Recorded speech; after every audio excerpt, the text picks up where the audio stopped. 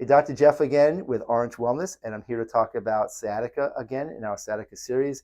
And we're going to compare surgical decompression to non-surgical decompression. In prior videos, I went through other treatments, and I also went through a video just before of what treatments are not going to work for this condition, such as just taking drugs and just getting epidural injections. So now we're on to, they made a surgical recommendation for you, and that surgical recommendation is surgical decompression of the nerve by taking a piece of disc off the nerve, but we have a non-surgical way of doing that. So let's take a look over here.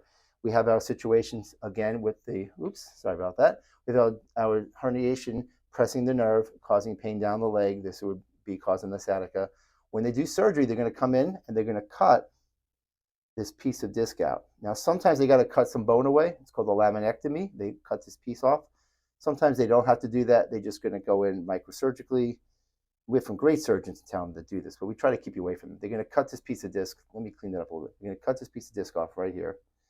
And that's the theory on that is when they take the piece of disc out, it's going to take pressure off the nerve. You see the nerve is no longer compressed as it was. And so that is going to help. And people will usually feel better after surgery.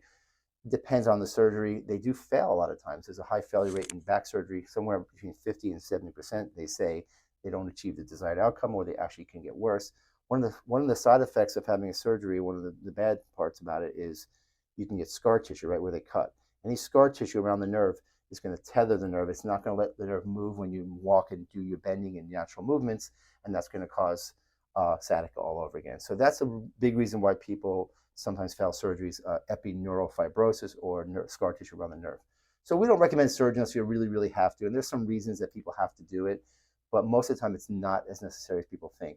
So when we do non-surgical decompression, we put you in a specialized table. The table is going to have a device that is going to pull in different directions, sort of hold you tractioned in a belting system. And as it pulls, you'll see here, it's going to open up the disc space and allow retraction of fluid and nutrients and disc material back into the disc. Now, if I can show you on this view here, we're trying to get the disc material to go back. So decompression makes a negative pressure, and over time, usually about 4 to 6 weeks of treatment, the negative pressure each visit slowly sucks the disc back in because it is a jelly material, it's fluid, and we can suck that fluid back in under negative pressure that the table creates.